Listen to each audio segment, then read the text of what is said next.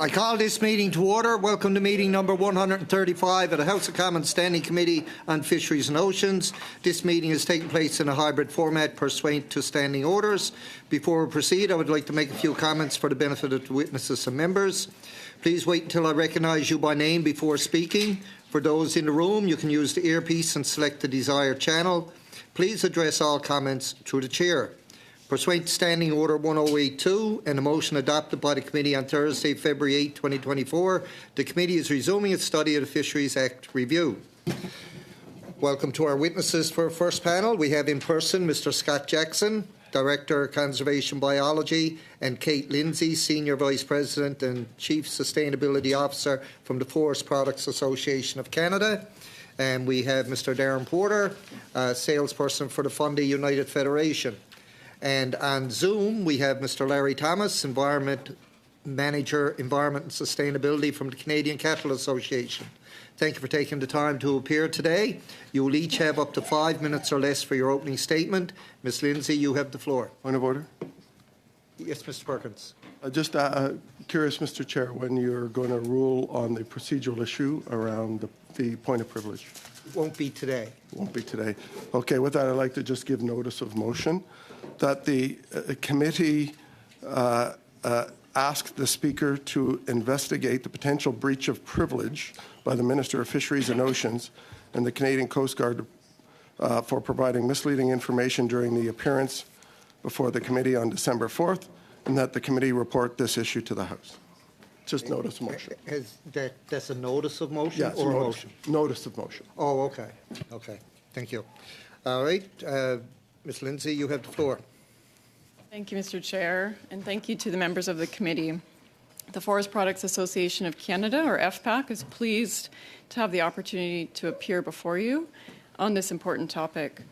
Just to provide a little bit of context when it comes to forestry and the activities that we do across Canada, particularly when it comes to fish and fish habitat, the vast majority of forestry-related activities include building and deactivating roads to access operations. This requires the installation, maintenance, and removal, in the case of temporary roads, of culverts and bridges. So that's really what we're here to talk to you about today.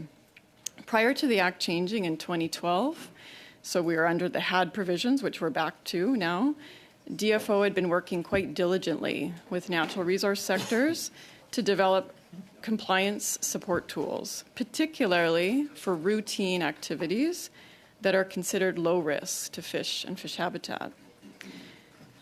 These tools included operational statements, and they were developed back in the 2000s.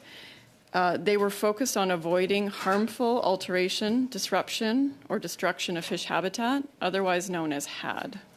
In 2012, as you know, the federal government made revisions to the Fisheries Act, and despite allegations to the contrary, the 2012 version of the legislation did not reduce the operating standards employed by our sector, the forest sector.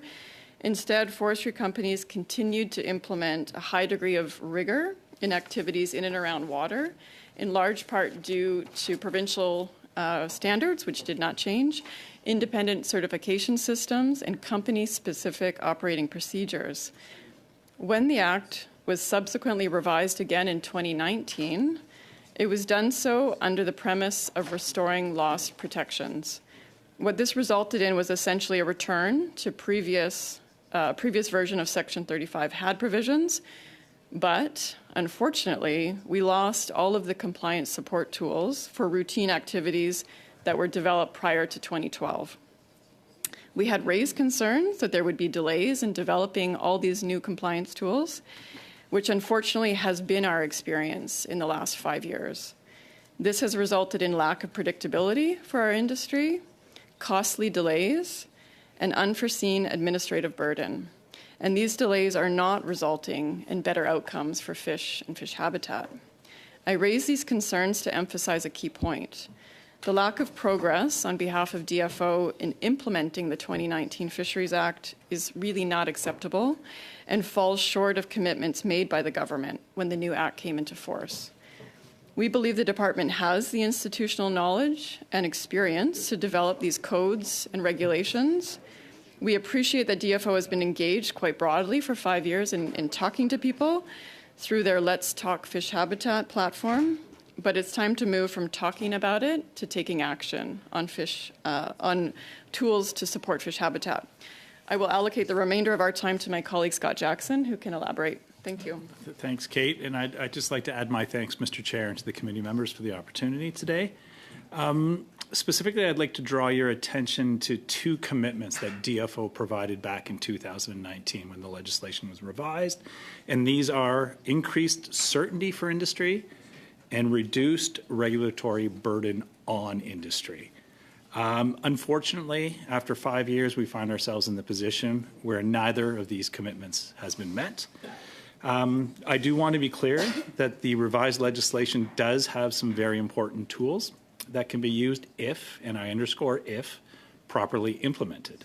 These include codes of practice, which are avoidance measures. So if you follow a preset series of conditions, there is no harmful impact on fish or fish habitat, therefore no need for an authorization. The second one, as Kate mentioned, is the prescribed works and waters regulation. This is essentially a class authorization, and in DFO's own words, would help identify routine classes of works which would be allowed to proceed without a site-specific review from DFO, providing proponents comply with mandatory enforceable conditions. It is an efficiency mechanism. Now, while there has been some progress with regards to the codes of practice, they have been insufficient. And unfortunately, it appears as if there has been no progress whatsoever on the prescribed works and waters regulation. And again, want to emphasize it has been 5 years. Now, these... Thank you for that. You can submit the rest of your statement yes, to the absolutely. clerk, Thank you, Mr. Chair. because the time is up. We'll now go to Mr. Porter for 5 minutes or less, please. Thank you, Chair. And thank you to the committee. Good day. My name is Darren Porter. I'm a commercial fisher representing the Fun United Federation, a multi-species group of commercial fishers. I'm recognized for my work in collaborative science initiatives, consultant tidal power, the Mi'kmaq, and the commercial fisheries. I work over 300 days a year in the marine environment, and I bring a deep understanding of the waters. Thank you for the opportunity to address this committee. It is important to note that much of this review has involved input from lobbyists representing industries other than fishing, many seeking unrestrained access to the ocean resources.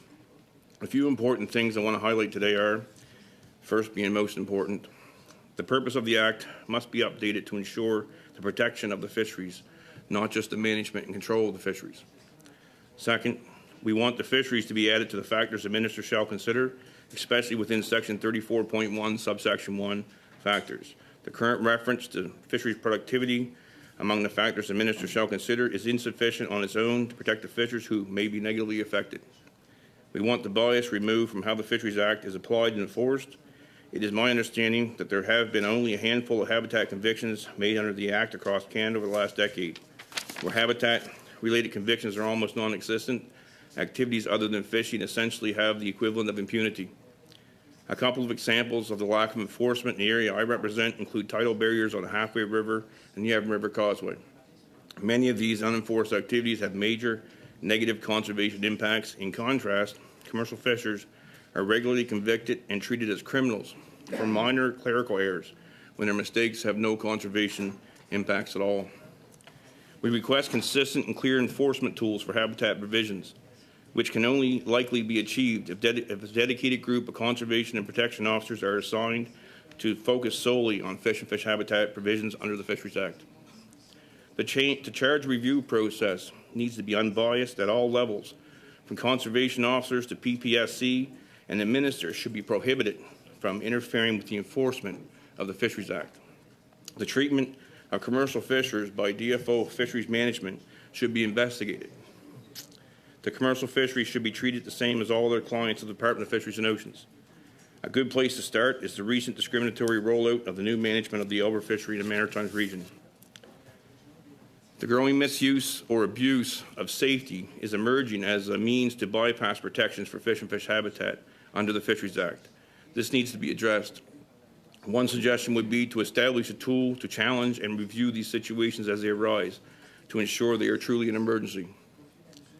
The death of fish from activities other than fishing is not currently being enforced, nor is the duty to notify death of fish. We are adamant against the changing of death of fish provisions from its current definition to the threshold of population level effects that works undertakings and activities other than fishing are requesting. These groups have continued to enjoy impunity at the expense of our fishery for a very long time, most of which are completely unauthorized, such in my province, Nova Scotia Power. We do not want climate change explicitly written into the factors the minister shall consider. The minister already has discretion for that under the factors. An important phrase to remember, especially in our area with the funding force and the problems between us and the fishery. It's just because it's green doesn't mean it's blue, meaning that not all green energy projects are equal when it comes to the impacts on fish and fish habitat they cause, and ultimately their effects are all deferred to the fishery. A push to create a pass for the energy industry to allow them to circumvent the fish and fish habitat protections has gone far past the legislative path that these industries already have been provided. Further, the commercial fisheries appears to be Ottawa's new sacrifice to keep the public, including rights holders, the international community, distracted, while new investable industries are beginning to lease the ocean with zero effective protections in place to manage their negative effects on fish and fish habitat. The cumulative impacts of other industries disproportionately burden commercial, rights-based, recreational fisheries and the communities that depend on us, undermining the intent of this legislation. The biggest issue with the Fisheries Act today is not the failure of the law itself, but the inconsistency in its application and the enforcement. I urge you to prioritize consistent, equitable enforcement of the Fisheries Act to protect our fisheries, uphold treaty rights, and ensure the long-term sustainability of our marine ecosystems and coastal communities. Thank you. Thank you, Mr. Porter. We'll now go to Mr. Thomas for 5 minutes or less, please. Thank you, Mr. Chair, and hello, committee members. As noted, I'm Larry Thomas, Manager of Environment and Sustainability for the Canadian Cattle Association, and I'm pleased to share some of our views on the Act and provide some clarity about our members and their typical day-to-day activities as they relate to fish habitat protection. Hopefully, this will help the committee understand how the impacts of this legislation on our members can pose significant burdens as you proceed through this Fisheries Act review process. The CCA is the representative organization of Canada's 60,000 beef farmers and ranchers. The vast majority, 98%, of cattle, beef farms and ranches are small to medium-sized. They're family-owned and operated with an average herd size of 69 head of cattle. These are typically tight-margined operations and are located in every Canadian province. Some of these families have been on these working landscapes for well over a century. And our producer members take care of over 35 million acres of what's left of an endangered natural native grass ecosystem. And overall, Canadian beef producers manage more than 44 million acres of tame and native grasslands. Access to surface freshwater and water bodies is critical for the viability and sustainability of many of Canada's beef farms and ranches. Water is conveyed and used on these operations for irrigation, livestock consumption, and general farm and ranch operations. In many situations, man-made agricultural structures are important features in enabling the conveyance and use of surface water supplies. These can include irrigation or livestock watering infrastructure, man-made reservoirs and ditches, and more. That often means that our members create and manage on their lands what could ultimately become fish habitat. And in many cases, farms and ranches conduct their routine low-impact works and activities in and around surface waters and thus fish habitat. CCA has been active in the consultations with DFO since prior to the Act coming into force in 2019. Our ongoing concerns center in part around DFO's lack of pace on the implementation regarding regulations, standards, and new expanded and improved codes of practice. We were encouraged when DFO revised the code of practice for beaver dam removal to allow for heavy equipment dismantling rather than by hand, as noted in the initial draft release of that code. We were unsuccessful in getting DFO to include the ability to remove a beaver lodge. And it should be clear that if you remove the beavers, then remove the dam, but leave the beaver lodge intact, that lodge will be populated soon enough, and you're back at the costly and time-consuming business of beaver dam removal fairly soon. We also see the need to add other codes of practice, including culvert removal and installation, not just maintenance, and shoreline stabilization. With effective communications with stakeholders, we believe even more codes can be created that would improve efficiencies across the board. The CCA continues to encourage DFO to work with provinces and territories in coordination to ensure regulations avoid duplication and contradictory requirements and reduce the need for landowners to hire costly consultants to help wade through a matrix of regulations. With regards to the time and costs to acquire an authorization, we had suggested DFO create an online, easy to understand and use mechanism, and DFO recently launched a zone on their Project Near Water website with sections on requesting a review, applying for authorization. But we feel this tool remains far too complex for many of our members to utilize, and it would likely require hiring a specialist to help, again, adding costs to what is usually a low-impact activity. The CCA has conceptualized a potential process to streamline the authorization permitting process for low-impact routine works and activities as they relate to beef and farms and ranches, based somewhat off of what is known as the safe harbors approach. We would be happy to provide details on that proposal if the committee desired. We have provided a summary of our recommendations in the notes the committee has, but for the sake of time, I'll stop here, and the CCA appreciates this opportunity to relay our concerns and recommendations to the committee. Thank you very much.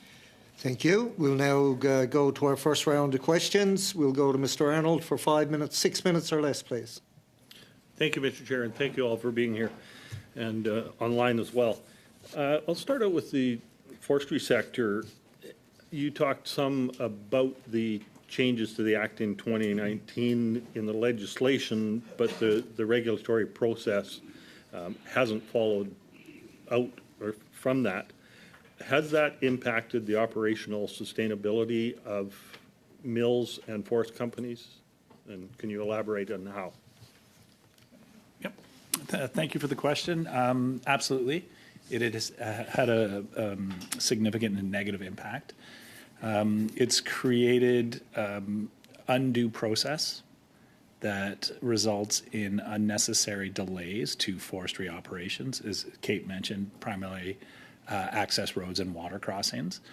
And just want to be clear that even a very small delay in getting an authorization can have a very significant impact. A lot of forestry operations are seasonal in nature. Winter roads, when the ground has been frozen to reduce environmental impact. You may have a very short window, say, to remove a temporary water crossing. If you're delayed by even a few weeks in terms of getting that authorization, you could lose the entire season. And now you need to come back the next year. You need to bring the machinery back. You need to keep the roads open.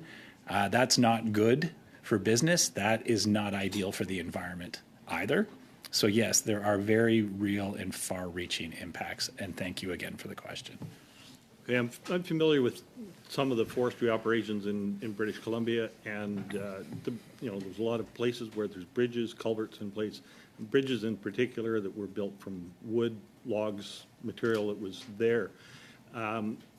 Those bridges would be very critical in the time of a wildfire outbreak. Is that correct?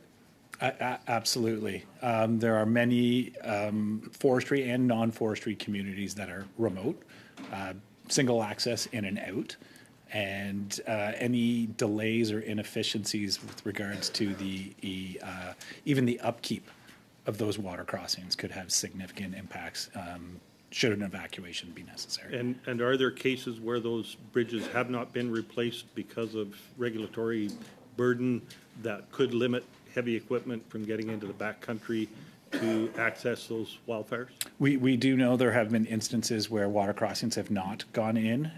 Whether I can draw a direct line to an evacuation in the instance of wildfire, I'd have to get back on you or to you on, but the potential is there. Okay, yeah, not so much communities, but even just access for early Yep. strike on these. Absolutely. These as well. Okay, Yeah. thank you. On to the Cattlemen's Association, or Canadian Cattle Association now.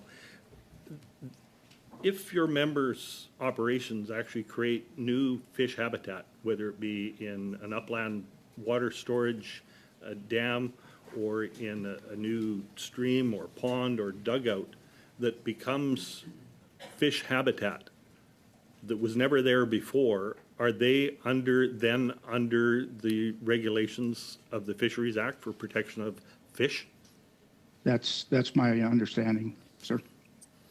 So even though they've created new habitat, once there's fish in there, then they're under all of the regulations and laws of the Fisheries Act. Is that correct? Yes, and man-made agricultural-related infrastructure that ultimately becomes fish habitat, and it never likely ever was fish habitat in a lot of these cases. There's a well-documented case out of southern Saskatchewan on the Prairie Farm Rehabilitation Administration creation of the Newton Reservoir in 1938. They completed that. That dam was specifically to irrigate forage and cereal crops and get things going again after the dirty 30s. And we are now witnessing some issues in the past 4 years where DFO officials have come in and seemingly arbitrarily reduce the level of water to keep fish from coming into the irrigation canal, and it's worrying at the very least for a lot of the ranchers and farmers in that area. Okay, if an association or someone held a range lease, for example, in an upland area, that they may be able to create water storage to help combat drought situations later in the year, would that be even achievable, or how difficult would it be now under the current regulatory and regime and with these minor works? Yeah, and it varies a little bit with the impact of, and where I was getting to with the need to coordinate with the provinces.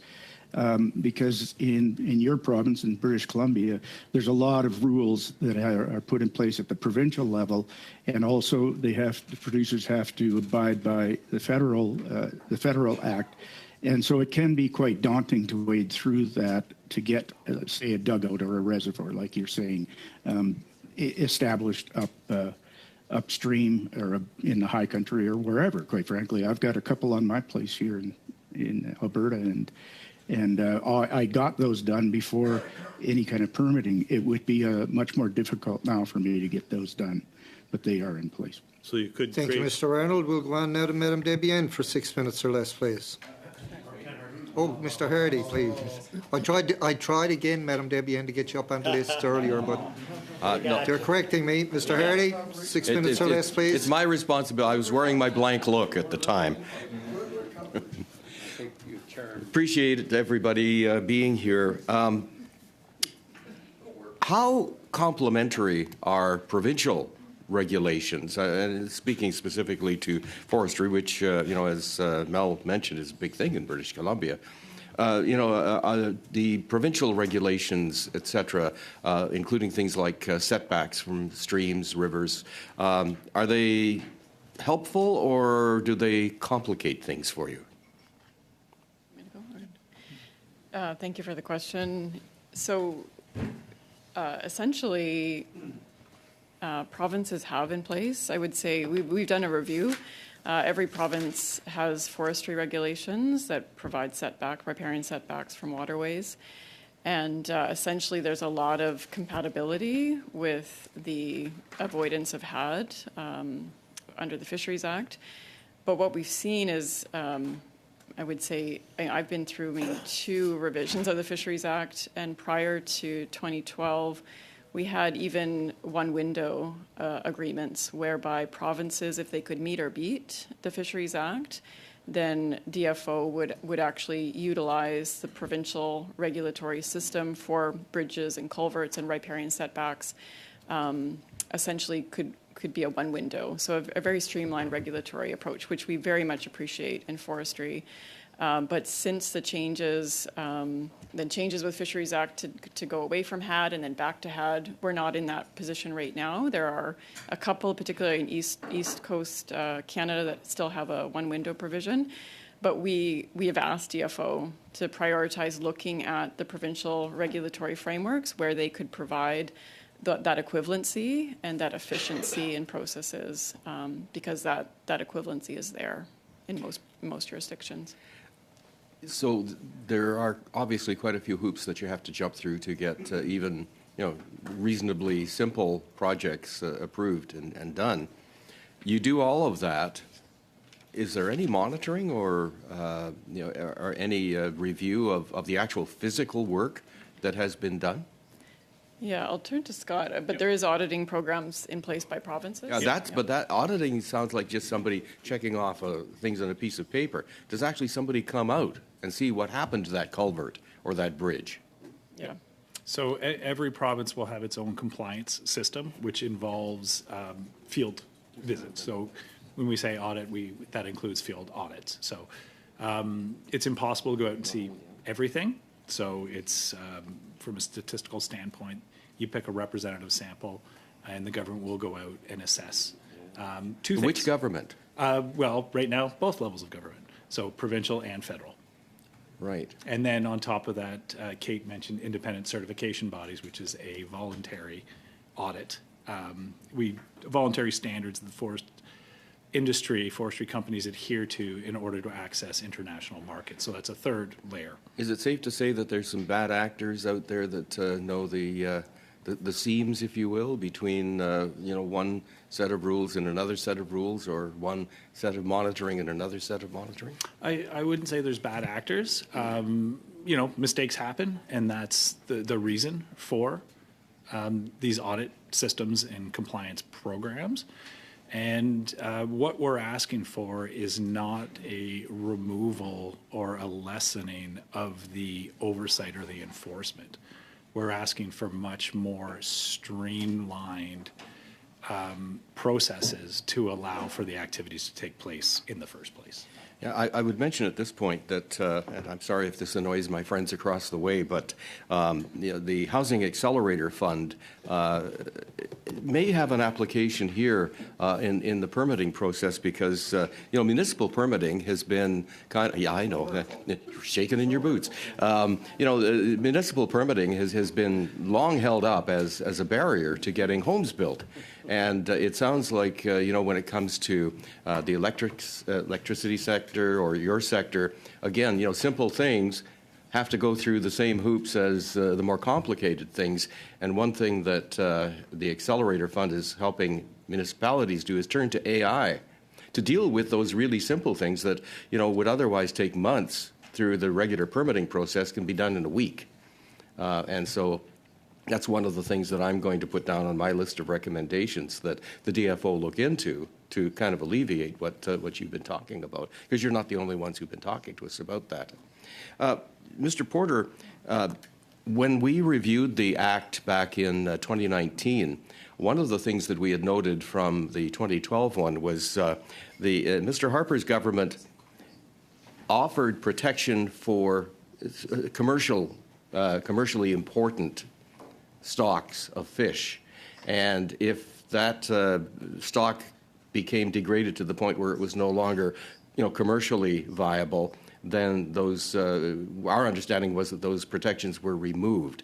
Now, was that your feeling at that time? And if so, have the changes brought in 2019 brought a little bit more clarity and, if you like, a little bit more effectiveness to the whole regime around protecting stocks? I love the changes. They're just not being enforced. Got it. Okay. Mm-hmm.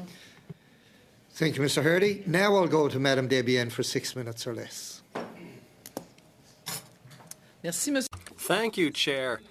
Thank you for trying to get me on board a bit earlier. I appreciate one day, perhaps, maybe one day I will be the second to take the floor. And while we're waiting for that, thanks for our witnesses. Thanks for being here. What you've told us is very interesting. Could you put on your interpretation device, please, sir?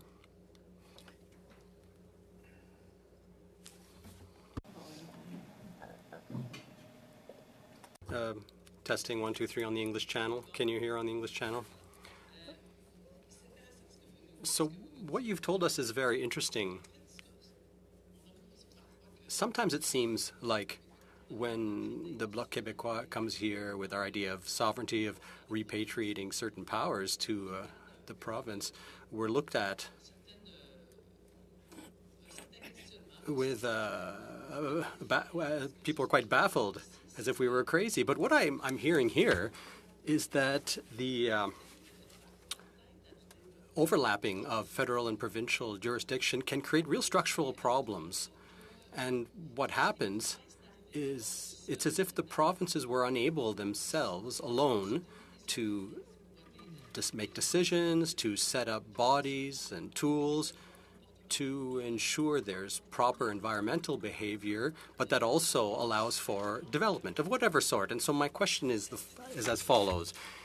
When it comes down to it,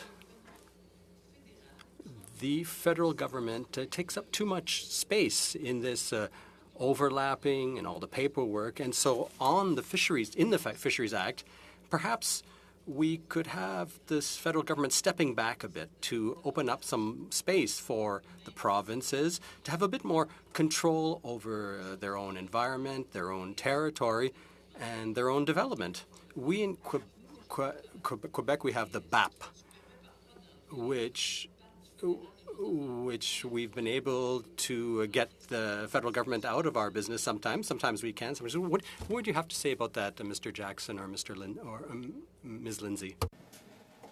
It's an excellent question.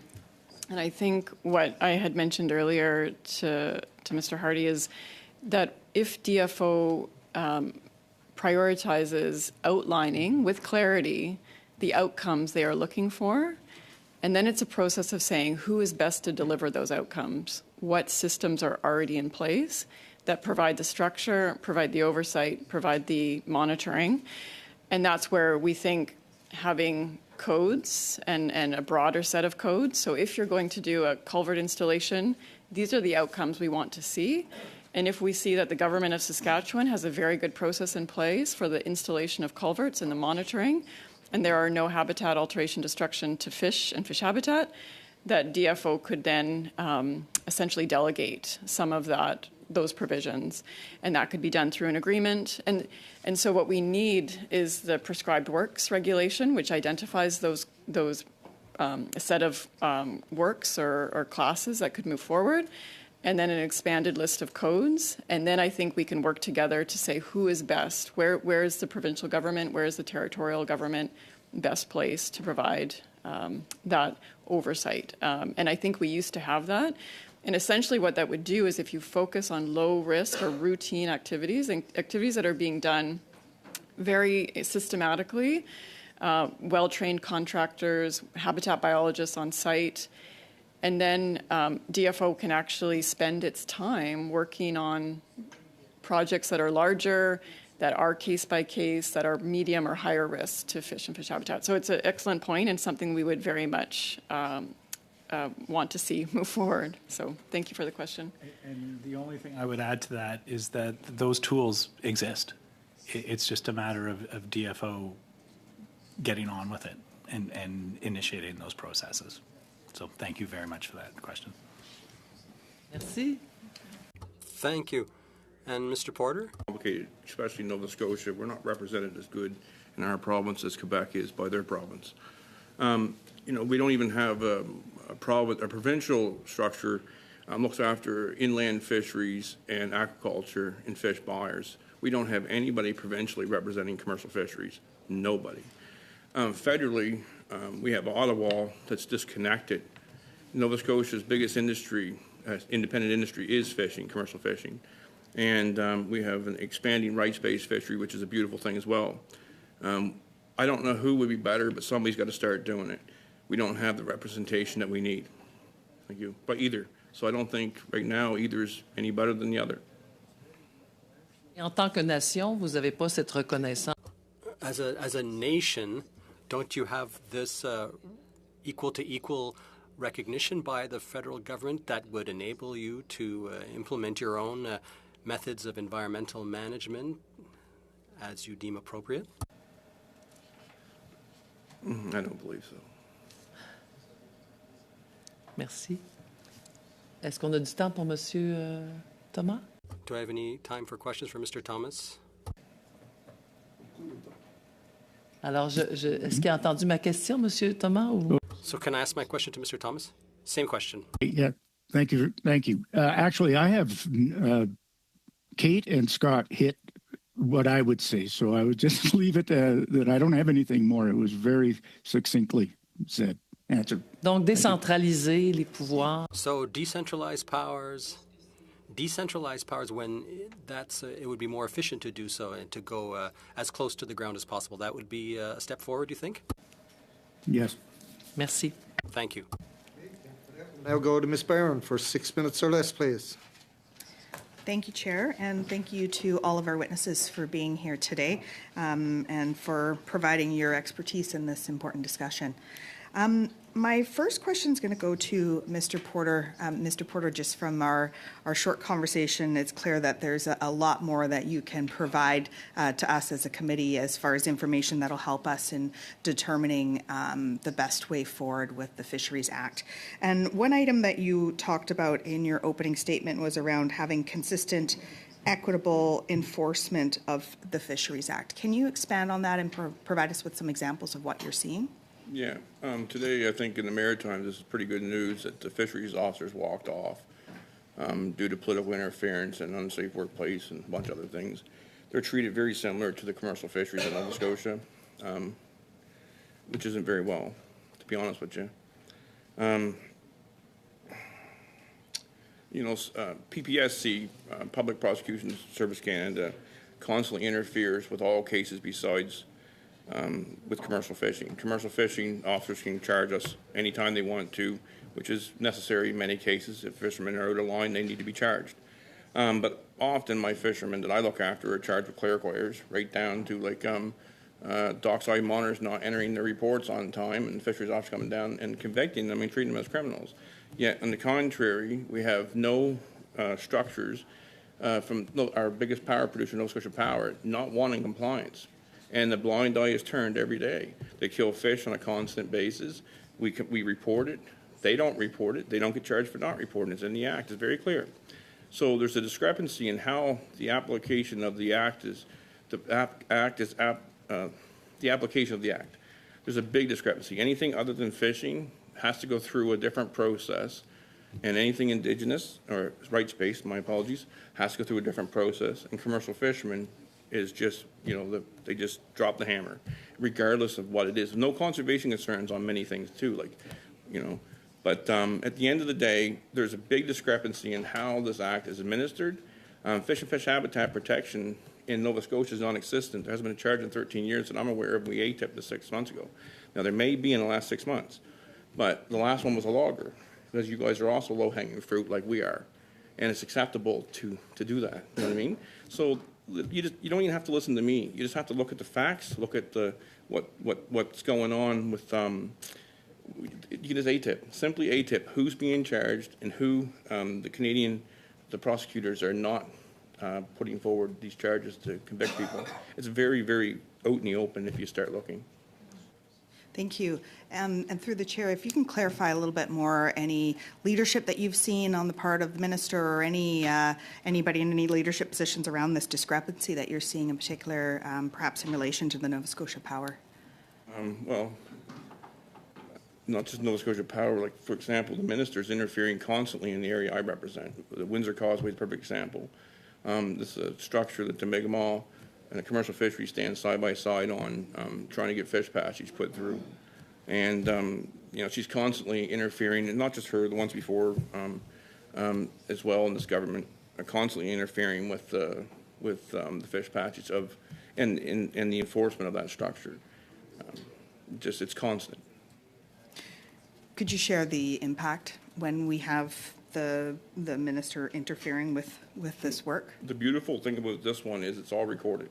So we have an integrated science program with the Mi'kmaq Commercial Fishers and Acadia University, as well as the province of Nova Scotia. And everything I'm talking about when it comes to Windsor Causeway is absolutely recorded on a database for 10 months of the year. So it's facts, there's no anything else. And it shows that right now there's zero fish passage in Windsor as of this week. There's zero fish passage, and it's being allowed, and it's an unauthorized structure, and which means it's out of compliance, you know. And they pulled the safety card, and I've got, of course, the province in court over that right now because it's just a mess, and it's really showing that we have no protections other than on the commercial fishery right now. Thank you. Through the chair, you also spoke about expanding rights-based fishery around Indigenous treaty rights. Can you tell us a little bit more about your experience? You'd mentioned the Mi'kmaq in Nova Scotia. I think it'd be some good information for us to consider as we move forward with improving the Fisheries Act. It's a story you never hear about.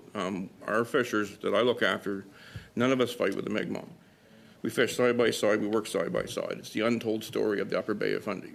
And, you know, I believe the moderate livelihood has potential to save the commercial fishery and vice versa.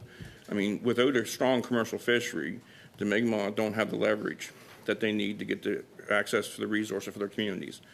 And, you know, we have infrastructure, we have knowledge, and we are the largest independent industry in Nova Scotia, so we have economic power within reason, you know what I mean? And we have a lot to teach the new entrants as well.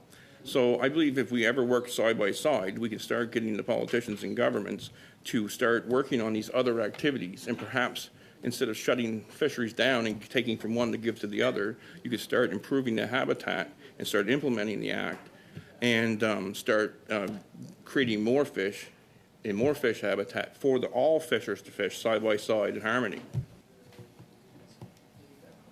I think I'm out of time. Thank you very much. Thank you. We'll now go to Mr. Perkins for 5 minutes or less, please. Thank you, Mr. Chairman. My questions will be for Mr. Porter. I got an email today from the former Chief of Enforcement for DFO in Southwest Nova Scotia. He's retired, but he was enforcement for 35 years, and he said, "I'm ashamed of the DFO I worked for 35 years."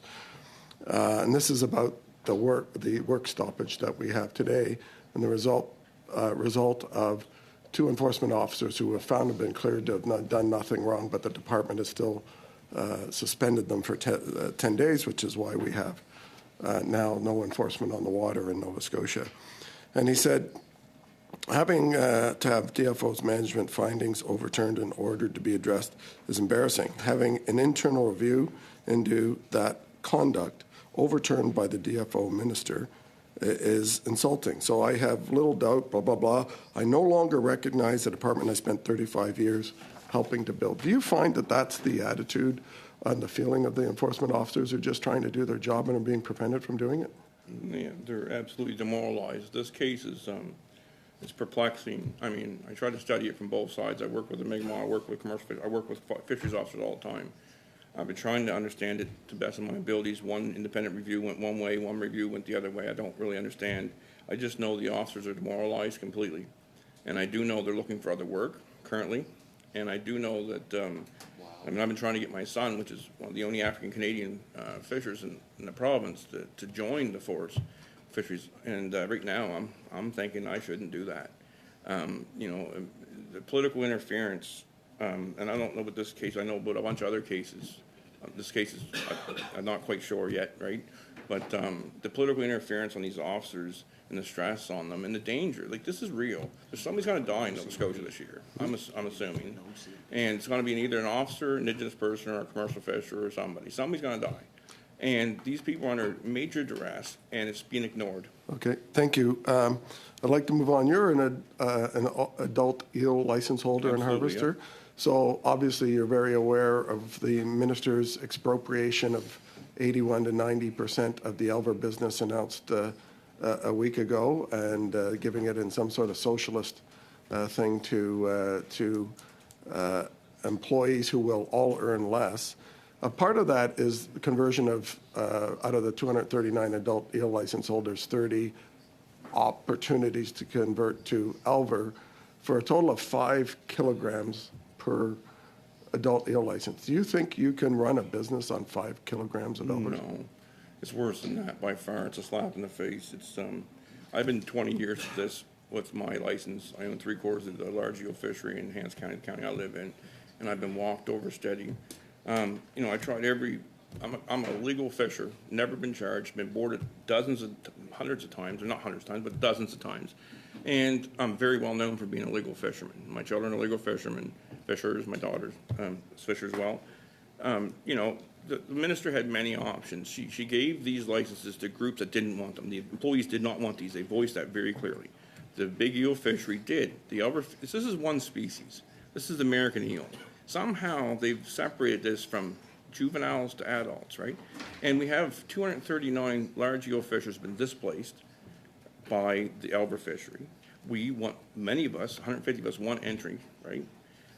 We have something to give back as well for conservation and precaution. I have 300 pots. I can give the minister to say, okay, allow me a fair shake at this. The employees don't want this. That would save, right? When you don't fish adult eels, it's actually good for Absolutely. the conservation. And the kicker is we have all the adult eel signs, and she won't take it from us. So the minister said, yeah, adult eels as well as the elvers have paid for, the elver harvesters paid for science too, which shows that the stock is healthy. So the minister said in her letter to license holders and to adult eels that she took into consideration the feedback. Now, I've had lots of feedback, and I haven't had one person, one employee, one license holder, one fishing group supporting this. In fact, they're emotionally very vehemently opposed. Do you know of anybody who would have told the minister this is a good thing? No, and we were not consulted prior to this decision-making. It appears we have, but the same thing I was told was going to happen happened before the big eel fishers were even brought into the room. We were told exactly how many kgs we were going to have by some of the elver group of the 8, and it turned out to be completely true. So we're consulting you. Would you like this? Oh, we want your opinion. And then when they came out, there was none of your opinion taken into account. Absolutely not. And it goes against conservation, period. We could have gave back thousands of traps, thousands of potential access for this species. And it's one species. It's not 2 species. It's one species. You know, they shouldn't be managed separately. You know. Thank you. Thank you, Mr. Perkins. We'll now go to Mr. Callaway for 5 minutes or less, please. Thank you, Mr. Chair, and thank you to the witnesses here and online as well. Mr. Porter, you made a comment, and I want to give you some time to unpack it. I found it very interesting. Moderate livelihood can save the fishery. You talked a little bit about it. But, sir, with your experience, working side by side with the Mi'kmaq and as a commercial fisher, I think it's really important to give you some time to unpack that in the context of what we're doing, which is the Fisheries Act. So I'm looking to if you can unpack that, sir, for us. No, I mean, I'm a very fortunate man. I'm a father of mixed-race children, and I've learned to have a different perspective than many people. And I've worked with the Mi'kmaq from grassroots to KMKNO, in the consultation rooms, outside the consultation room. I'm a friend with many chiefs. I don't agree with everything, but I'll tell you that right now, that they do. But at the exact same time, I do agree with a lot of things. And, you know, moving forward, if we had a healthy environment that wasn't constantly being pit against each other, and we had proper enforcement to clean up the bad apples amongst both sides, right? And we had a situation where it was fostered, our reconciliation. Like, you've never even heard of the Upper Bay of Fundy and what we do, and we work extensively. Yeah. But because it's not a bad story, it doesn't make the media. So, and many fishermen don't understand this, and I have fishermen apologize to me all the time. They tell me off because they don't understand what I'm doing when I'm sticking up for the Mi'kmaq in certain situations. And they write me back a year or two later and say, listen, I didn't understand, but I understand that. Yeah. So if you have a rights-based fishery where it goes down to the individual, right, the individuals now become more reconnected with the environment that they were always connected with throughout history. Once they become connected to it, they're like us, or like me. This is my church. The ocean environment, 300 days a year I spend on that. It is my place of worship, basically. I protect it. I will protect it to the end of my life, and so will they. And if they protect it, then the politicians will listen to them. They're politicians, and then their politicians have a right. We have economic power. They're starting to get economic power. They have the right. I don't have Section 2.3, 2.4 of the Fisheries Act. I don't have Section 35 of the Constitution, but they do. I would like to have protection under the purpose of the Fisheries Act. for fishers, all fishers, because we are Canada's, I think, second largest exporter. Yeah. And we need to be treated better, and we need to be fostered. We need the unity. We need to be, there needs to be an environment created by our government, and we need to do our part as well, that fosters that relationship. And it's not that hard, because I've done it. And you can research this. I've been a long time at this, and I've done it with the chiefs. I mean, I'm the only white fisherman in the room with consultation in the country, probably. Yeah. So it can be done, right? And I can share part of my resource. It's not my resource. It's our resource. It's the peace and friendship treaties in this country, and these things need to be taken more seriously.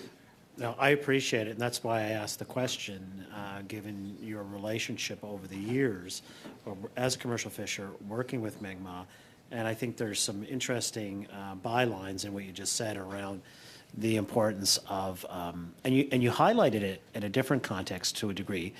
You were talking about fishing habitat, but I think it's the same type of milieu, that we need, consistent enforcement, and there needs to be a line of sight for everyone on that. In a couple of months, we'll have recommendations. You'll get a report. You'll look through it. All of you will. You highlighted some of the recommendations that you would like to see. What would be the one or two, let's say you have 7, but the one or two that you think are essential in terms of the building blocks for a modern fishery act that needs to evolve, it needs to grow, it needs to adapt? It's a very easy answer. 2 things. The purpose of the Fisheries Act needs to protect the fisheries, right? And I don't mean just the commercial fisheries. I mean the rights-based fishery, and the commercial fishery and the recreational fishery. It's a Fisheries Act. It's not the Energy Act. It's not the other acts. It's a Fisheries Act. We need to be protected, not just managed and controlled. Number 2 is Section 34.1, subsection 1, the factors. We need to add fisheries in there. There's no tool for fishery, FFHPP, Fish and Fish Habitat Protection Program. There's no tool that they have when any project comes down that can protect a fishery. So they have to assess offshore energy. They have to assess that project as that project. They don't have a single tool that they can use to say, okay, is there any fishermen fishing there? Can we just move them a little bit this way? Because they'll displace us. So, if you add those 2 things in, they're very simple. Just add the fisheries, not just fisheries productivity, but the fisheries, and I mean all fishers, right? And to the factors. And the purpose, just jig the purpose. It's a brand new purpose last time, it can't be perfect. Add the fisheries to protect the fisheries. This is very important. What would happen to Nova Scotia? If you crash the fisheries, what happens to Halifax? It's a big question, right? What happens to the entire province? Thank you, Mr. Kellaway. Thank you, sir. You're gone a little bit over your time. We'll now go to Madame Debienne for 2.5 minutes or less, please. Merci beaucoup, Monsieur le Président. Thank you, Chair. And we're seeing a very important reality. I'll just wait for you, Mr. Porter, to put on your hearing device. Can you hear the English now, Mr. Porter? Can you get the interpretation, Mr. Porter? Testing 1, 2, 3. Clerk, can you check to see Mr. Porter is hearing the interpretation? Yes. Okay. I hope I can get my time back. Thank you. So we're listening to you, and we're really interested in what you have to say. And what seems to be coming out of your testimony is that we need to have a clear and appropriate organization for projects that you implement for Ms. Lindsay, Mr. Jackson, or for you as well, Mr. Porter.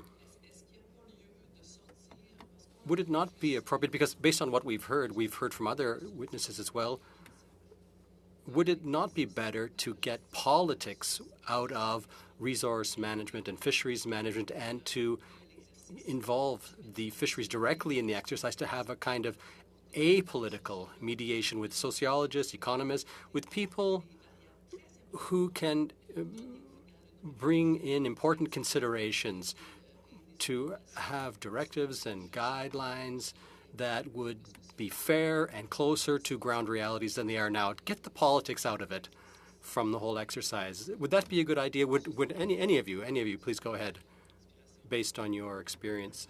I think the politics is important, but I think the politics should be pulled from enforcement.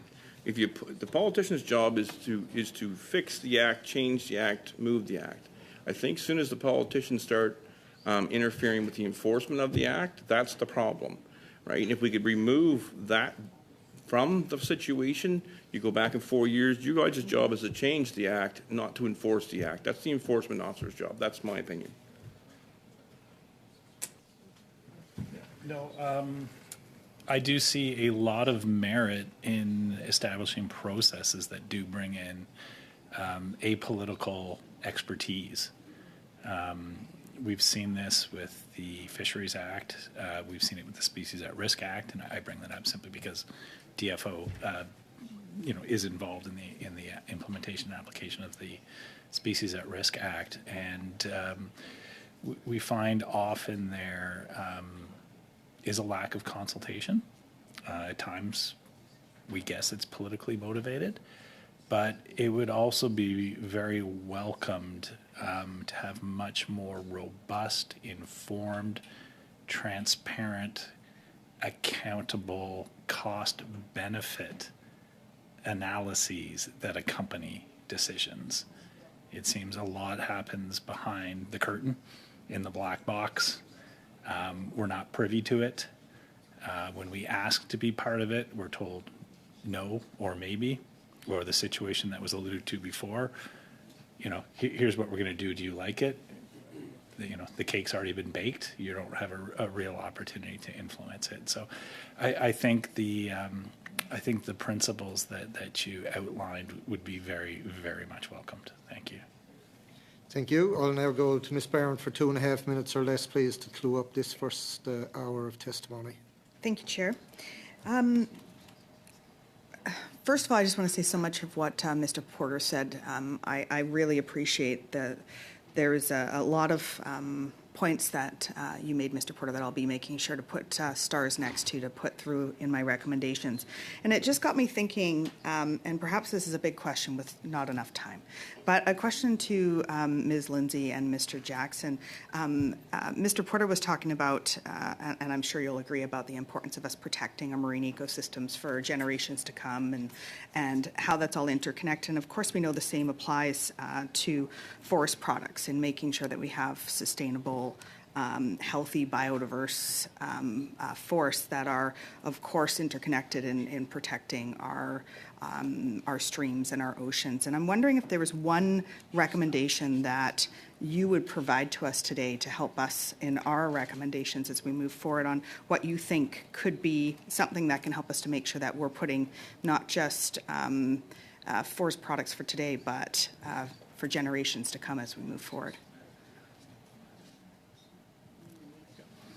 I think I would go back to related to my previous comment, and I think there's a need for much more holistic thinking within government. I think a lot of decisions are made in silos, notwithstanding there are very specific purposes behind the Fisheries Act, but I think it's important to understand how the implementation and application of that legislation, or any legislation for that matter, affect other societal priorities.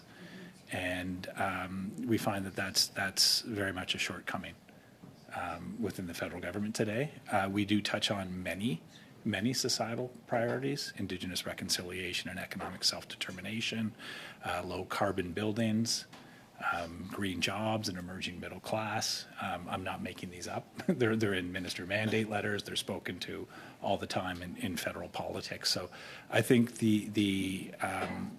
if I could have one wish, it would be for much more holistic approaches to how the federal government gets involved. Thank you, Ms. Barron. We'll now recess for a moment, or suspend for a moment, while we say thank you to Ms. Lindsay, Mr. Jackson, Mr. Porter, and Mr. Thomas online for sharing their knowledge with us as a committee as we go through this particular study and write a report on it. And we thank you for that. And we'll suspend for a moment now to bring in the next panel. Thank you.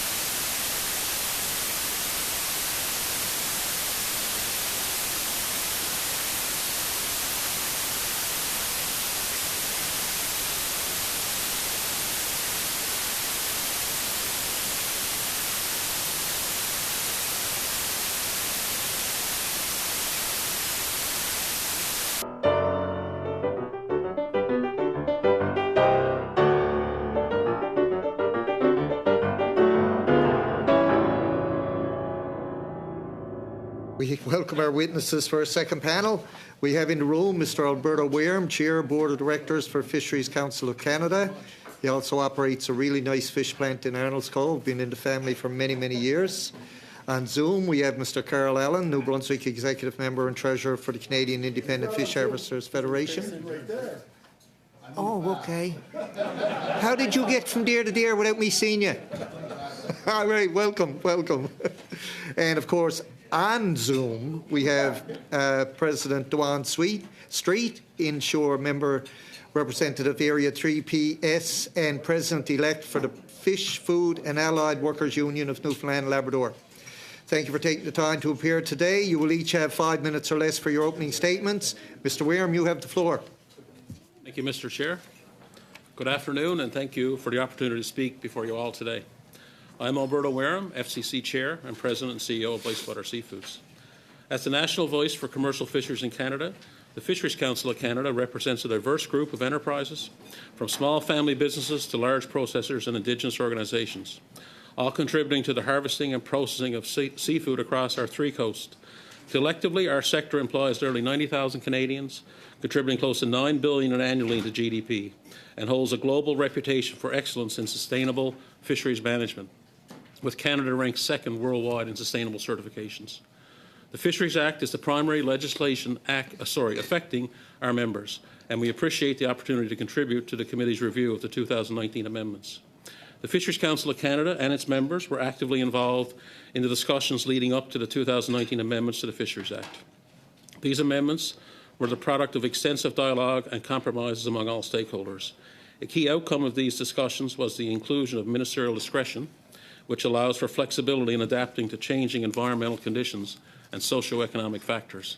For instance, under the fishery stock provisions, fisheries are managed using the best available science. However, there are instances where the science may be incomplete, and ministerial discretion enables common sense decision-making to address such gaps. With this context in mind, I would like to center my remarks today on the importance of stability in the fishery sector and the pivotal role that thoughtful, collaborative, and science-based policymaking plays in ensuring the long-term sustainability of this critical industry. Our members, like so many Canadians, have experienced the challenges that come with uncertainty. Inconsistent policies or abrupt changes can destabilize access, undermine investment, and disrupt the livelihoods of the thousands of individuals in sensitive coastal and Indigenous communities. Stability is not just a policy reference. It is a necessity for maintaining the resilience of our fisheries sector and ensuring the socio-economic prosperity of the communities we serve. To this end, stability in access and allocations is foundational. Secure access enables businesses to invest with confidence in their operations, creating jobs, supporting local economies, and advancing environmental sustainability. Recent uncertainties and allocation decisions have eroded this stability for some stakeholders. FCC strongly advocates for transparent, consistent frameworks that recognize the importance of predictability in fostering long-term success.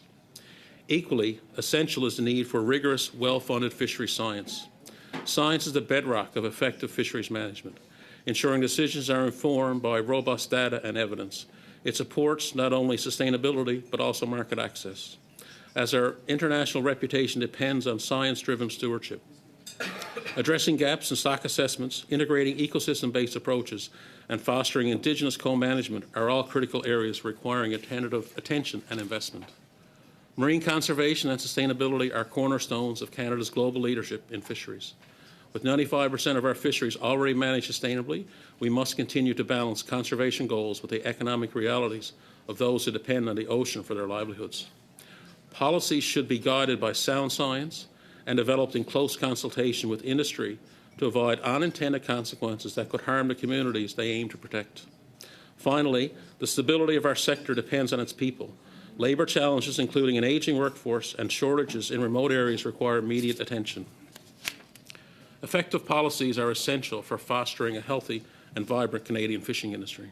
They help attract and retain skilled workers while also enhancing the industry's resilience and long-term productivity. Getting this right requires ongoing dialogue and collaboration between all stakeholders. In closing, FCC urges the government to prioritise collaboration with industry stakeholders in every step of the policy-making process. Stability and sustainability in Canada's fisheries sector can only be achieved when policies are thoughtful, informed by science, and designed to balance environmental, economic, and social goals.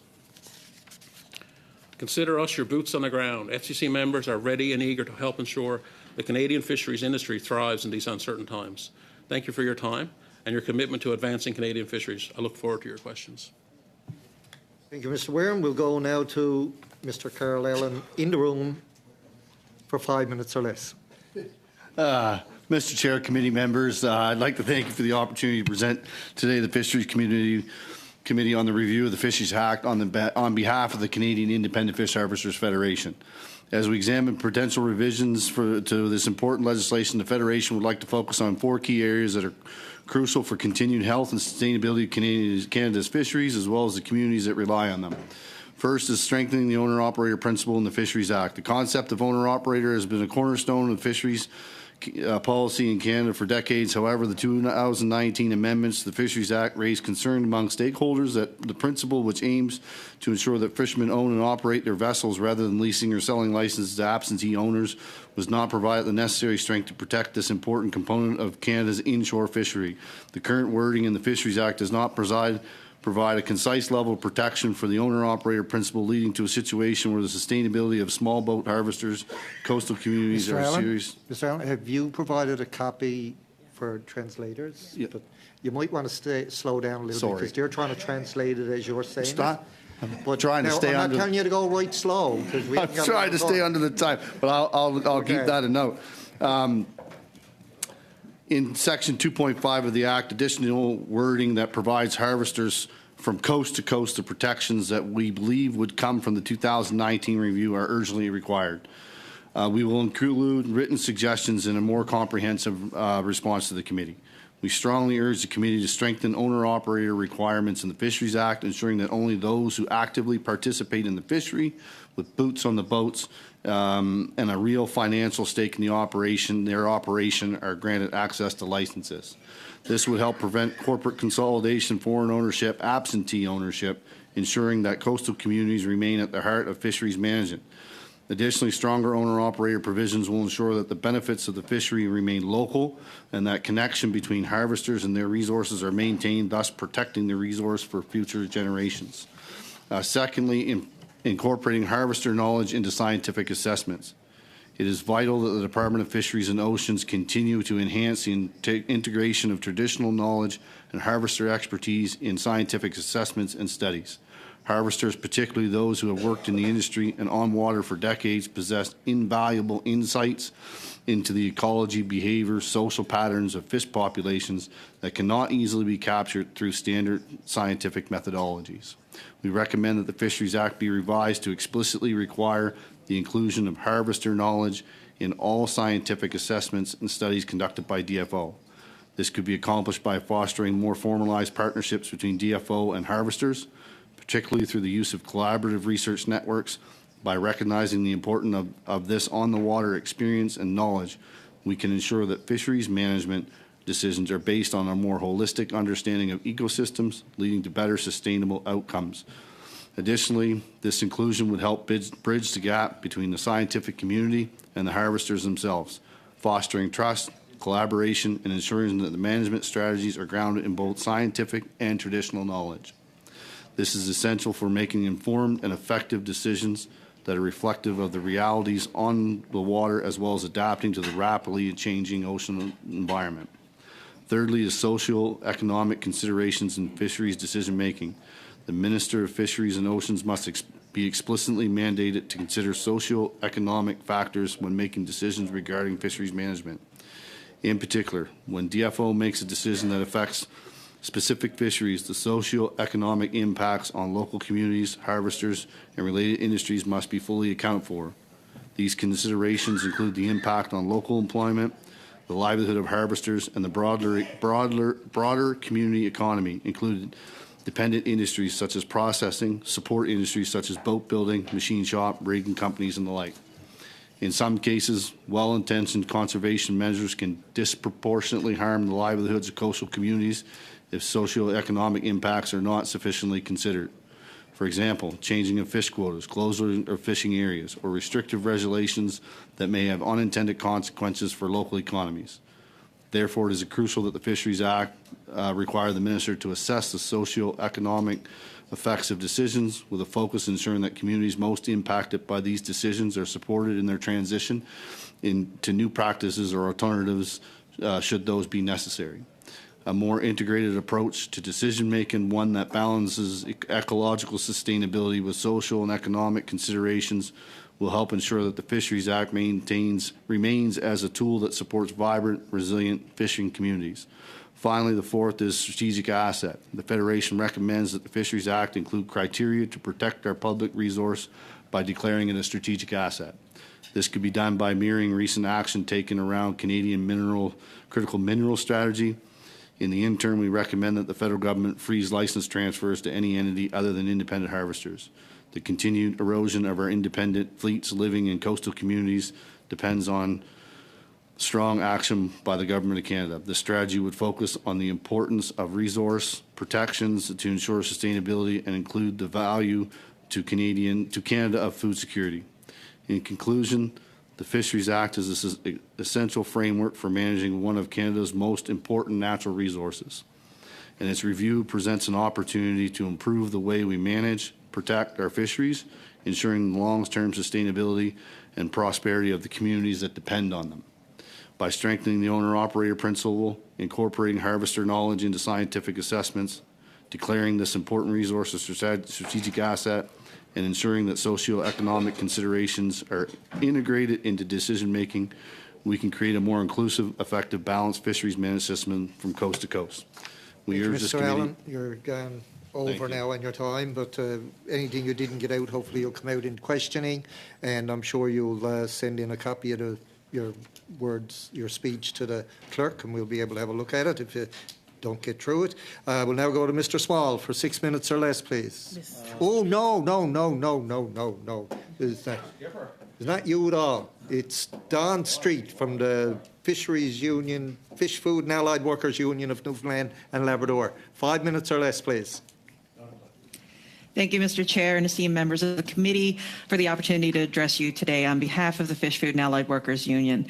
As president of the FFAW, I'm here today on behalf of the over 13,000 fisheries workers our union represents in Newfoundland and Labrador. From owner-operators to crew members to processing plant workers, our union has dedicated the last 5 decades to fighting for the preservation of community-based fisheries. And these are inshore fisheries, the lifeblood of our coastal communities. They are the over 3,000 under 65-foot vessels owned, operated, and crewed by over 10,000 professional fish harvesters who fish sustainably and support over 500 rural coastal communities. This dependence cannot be understated, and I beg each of you here today to consider the effect that recent decisions have had on the continued sustainability within our coastal communities.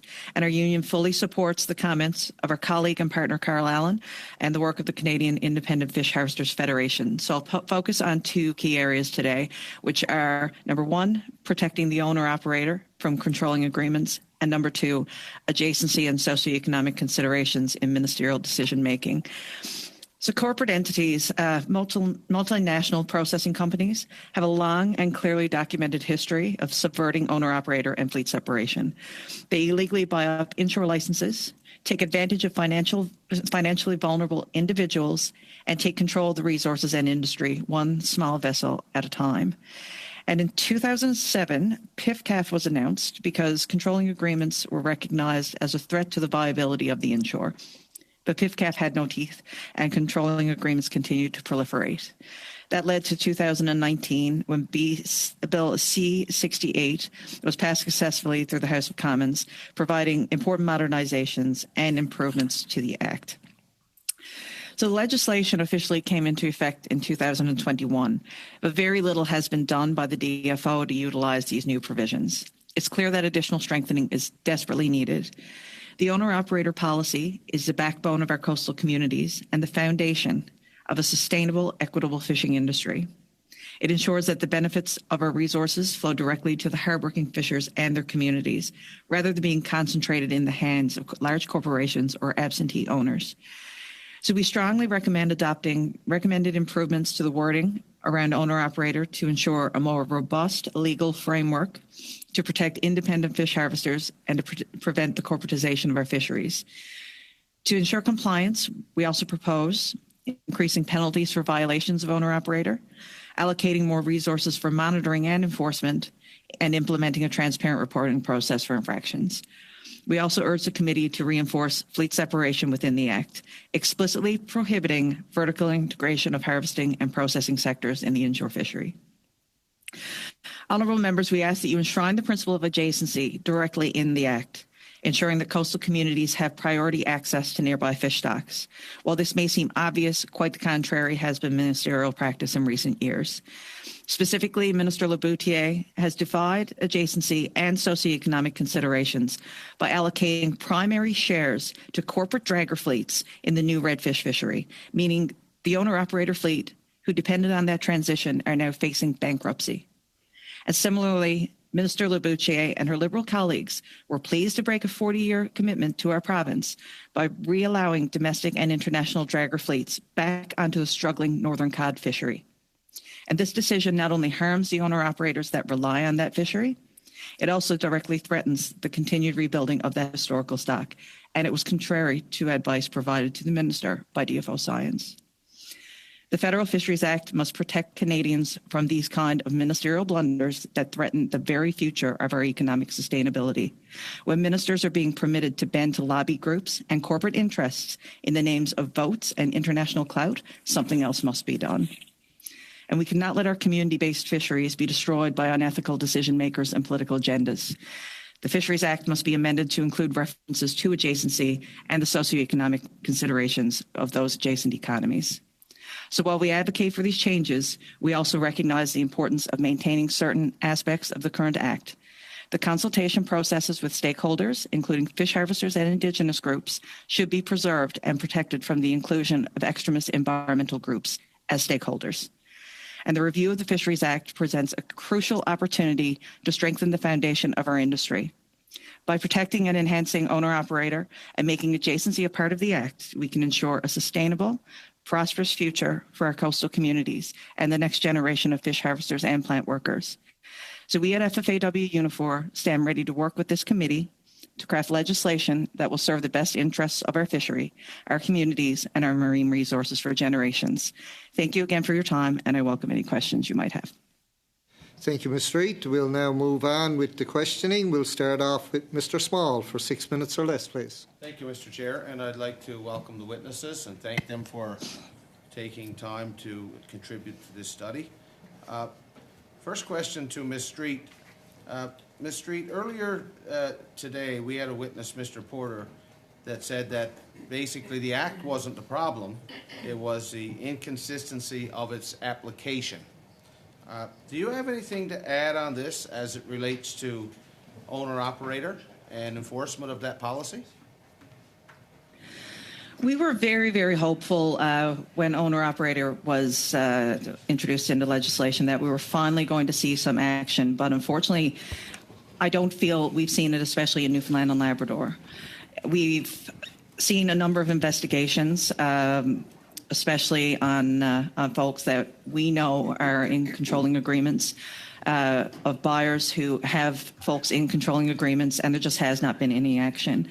And I know one example that I'm sure most folks are aware of is young Jimmy Lee Foss in Lassie.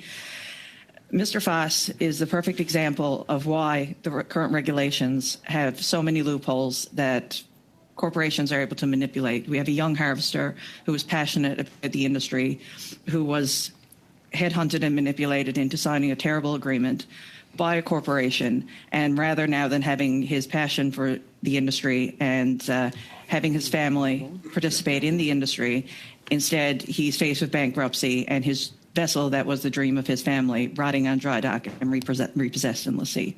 So the fact that his case was able to get to the level that it has and where it has, and to see a young harvester whose family and has a very young son who wants to be a fish harvester currently just lose his passion for the industry and see no future, I think that's a perfect example that there's just something not working and nobody is being held accountable for what's happened to Mr. Foss. And Ms. Street, how widespread do you think a situation like Mr. Foss's could become if the crab quotas were to be slashed in half? What would happen in Newfoundland and Labrador? Would you see more and more cases like Mr. Foss's? I don't even think it's a matter of it becoming the case.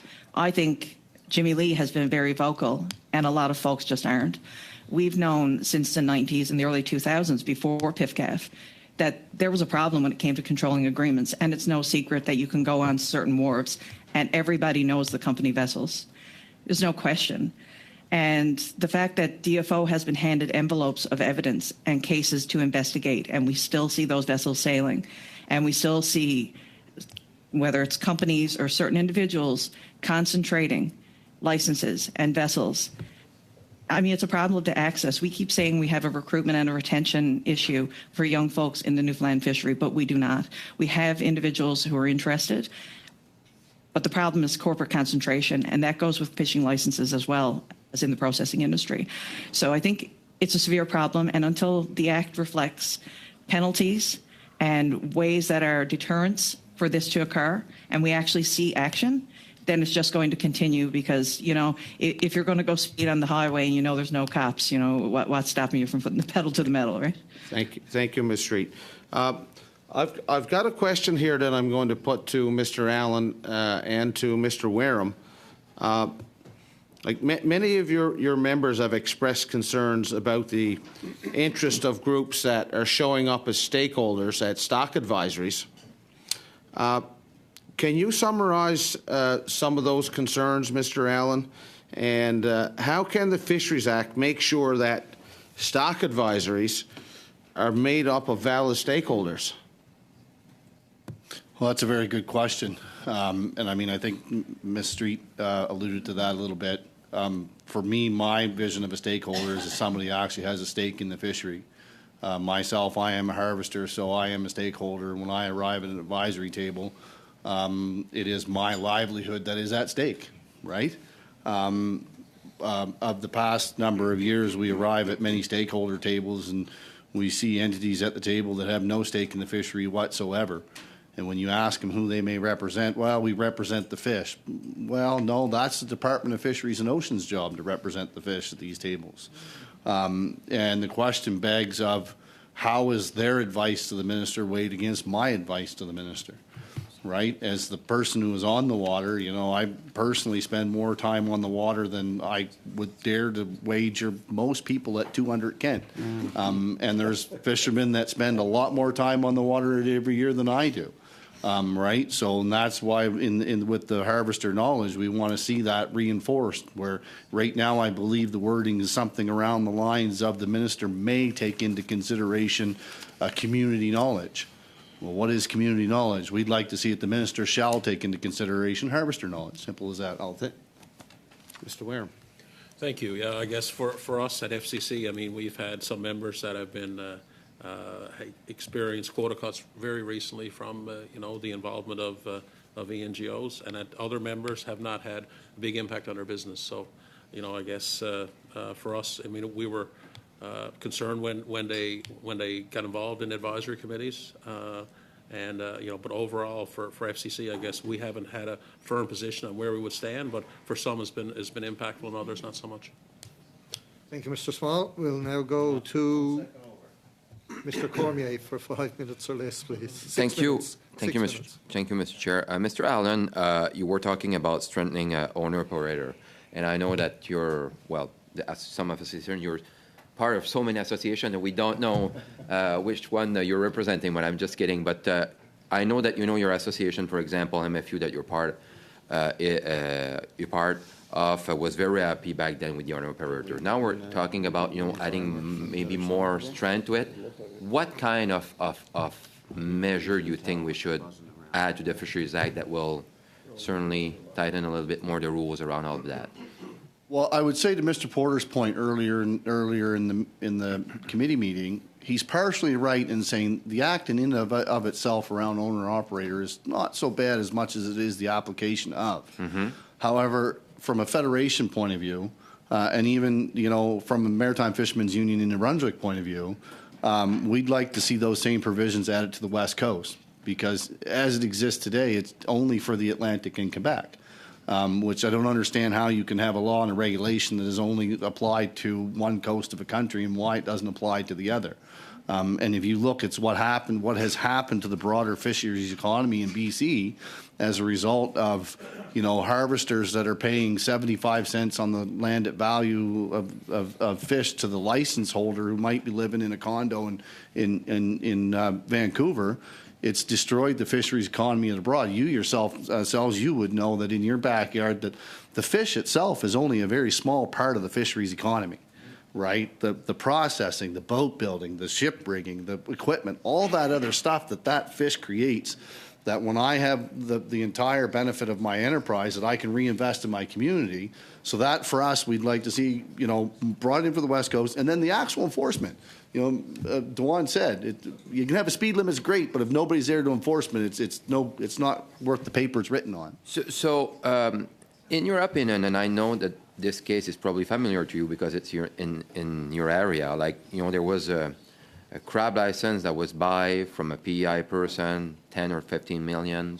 There was, some questioning about where the money came from. Are you familiar with the case I'm talking about? Vaguely, Okay. I'm not very in-depth. So, but I think my question, do you think we still have, for Atlantic Canada, for example, we still have some of those controlling agreement, even with what we have in DAC in place? I think so. Mm-hmm. I think so because the department in and of itself has turned a blind eye to the enforcement of it. Mm-hmm. In Okay. reality, the perception is that the Department of Fisheries and Ocean would just like to have the entire fishery operated by 5 or 6 big companies. They're easy to deal with. I have 1,000 members in New Brunswick, and they're prickly at the best of times.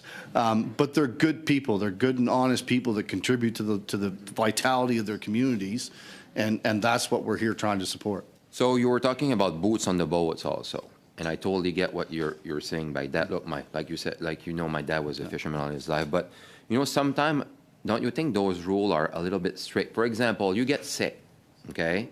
Sometimes it's very difficult to have a substitute captain, if I can say. Do you still, have this kind of problem even with the act when your members try to have a substitute captain for if I can say this is a good word in English? There are provisions there for substitute operators. I think we do really have to take a deep dive look into those. Mm-hmm. Where can we create some flexibilities? I see recently we've added some for maternity leave. Also short-term ones, short notice ones. We'd like to see something, be it in Knowles, where what happens to me on Sunday evening if I slip and break my leg and I can't go Monday morning. How do I have to, right now I have to find a fisheries officer on Sunday night that may grant me permission to let somebody take my. So I think we need to really maybe take a deeper dive into how can we look at the system as it is and create some flexibilities that do not put into jeopardy the owner-operator principle. Okay. Fines, quickly. Met with a couple of WARF, representatives during the past couple of weeks. They were saying that some of their own fishermen at their own wharf was poaching once in a while. They got caught. Fines are so low that they just did it again. Do you think that those fines should be increased very, very drastically so we can prevent this kind of poaching? Not to put my neck on the line, but yes. No, but put it. That's right. What we want. No, yes, I do, and I mean it comes down that becomes down to judiciary. That's up to the judge and the Crown prosecutor. But the problem is, and it's different province to province, but I do think that the fines should be very, very stringent. Once upon a time, if you got caught, you lost time off your next season. There has to be, when the poacher does the cost-benefit analysis, right, the cost of poaching has to be way more than the benefit so that he says, no, I am not going to do this. Right now, it's the opposite. The cost-benefit analysis says, yep, it's a slap on the wrist. You know what I mean? And that's if you get caught in the first place. Okay. Quickly, 5 seconds? 25. Oh, Mr. Warren, we talked about collaboration in the previous panel. When it comes to discussing all of those changes, we know we have the reconciliation piece, that we want to make sure that we involve everybody. But don't you think that as reconciliation, if we talk to each other around the table, First Nation, commercial fisher, that we will, get to a better result at the end of what we want to accomplish, instead of having a nation to nation, but just like a whole group focus on what comes next. Always better to have everybody in the room, and then you hear what their concerns are, and you have an opportunity to work with them. And it'd be better if we collaborate as an industry, all sectors. Thank you. Thank you. We'll now go to Madame Debienne for 6 minutes or less, please. Thank you, Chair. It's in fact what we tried to do recently to get everyone together involved in the St. Lawrence Gulf and the Maritimes. And what came out of that meeting were a number of points that you actually raised today. That those same points came out of our gathering.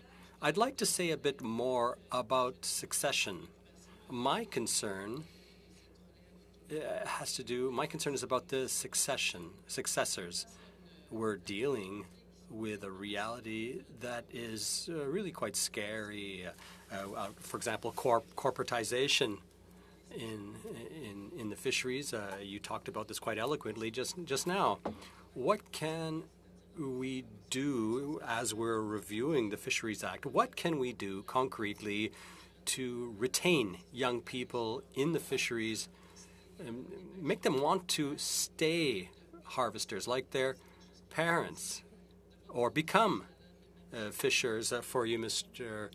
Allen and Mr. Wareham, and also Ms. Street, who represents fishers and plant workers? What can we put in the Act that will really make a meaningful contribution to keeping people in the fisheries? À la fois. Not all at once. Whoever wants to take the floor. I'll go first. Merci pour ta question. Thank you for the question. I think that in and of the Act itself, if it was applied strictly as it's written, we add the provisions for the West Coast, that we do not have corporate money trying to buy inshore licenses and therefore jacking up the price of licenses beyond where a new entrant can access it, even if they have access to capital. The other part is access to financing as well. And us at the Maritime Fishermen's Union, we worked very hard over a number of years, and we do have a program in place now with the province and with UNI, where harvesters have access, or new entrants have access to a very reasonable amount of money to purchase an enterprise with very favorable terms. We've talked about at the Federation about the possibility maybe there should be a national fisheries loan board, same as the farmers have, right? For independent owner operators to allow them that access to capital to be able to buy those, and in the meantime, exit the big players that will bid up the price of a license way beyond what a bank may even be willing to give for it. Thank you. And I would say from our side, stability of access, as I said in my opening remarks. I mean, and as I think Mr. Allen said earlier, I mean, if you you have, whether it's inshore, midshore, offshore, stability of access, you can plan your business, you can finance the business, and then you can also provide workers in plants like we have when you know that you have, the allocation coming. So for us, stability of access is key, and it needs to remain as a cornerstone of fisheries management in Canada, including the Fisheries Act. And I agree with Carl. What's really prohibitive right now for young people is access to licenses and the finances. Our province did introduce an initiative this year that was a loan program. Seems to be working in some instances, definitely needs some improvements, but it is a good first step. But what we are seeing is that lack of enforcement from the DFO when it comes to controlling agreements and companies buying up licenses. As my previous life as a staff rep in 3PS, I can't count the amount of people who would call me young harvesters and say, look, I had this license lined up, I had the financing lined up through the bank, and this company just outbid me by $50,000. And it's so disheartening for a young harvester to try to get into the industry, and that just keeps happening because at the end of the day, somebody in their 20s, early 30s trying to get their footing in this industry cannot compete with a corporation worth millions of dollars. Donc, Monsieur Allen, ce que vous disiez. So, Mr. Allen, what you were saying is that the license, the allocation of license should be given primarily who have boats on the ships and not on the boats and not corporations, because they will always outbid people. That's a way to restore trust and confidence, give confidence to young people. And the way that the DFO works, they don't listen to people on the ground, they work in silos, they don't have an open, transparent, systemic approach to provide greater forecasting, make things a bit more stability. That would be important to bring people into the fisheries. Is that right to say? Yeah, that's very correct in saying that. And to Dawan's point about, you know, when we talk about inshore licenses and what happens in a situation with that individual that may have been outbid by, you know, corporate entity X, at a certain point in time, he may say, well, I guess I'll do the deal with the devil, right? He becomes a Jamie Lee Foss that says, I'll do the deal with the devil because that's the only option I have because I just want to fish, right? I just want to fish, right? And fishing, you know, I tell a lot of people, fishing is something you are. It's not something you do, right? So therefore, you put these kids and young people, I mean, now the average entrant's in their 30s, so I guess they're not really kids, but you put them in this situation where, yeah, the only deal that I can do is the one with the devil. And that's not a good situation to be in. It's a modern futile system, right? It's the days of the merchants of the 1800s where you're just, you know, you're just subsistence. Bien. We'll now go to Ms. Barron for 6 minutes or less, please.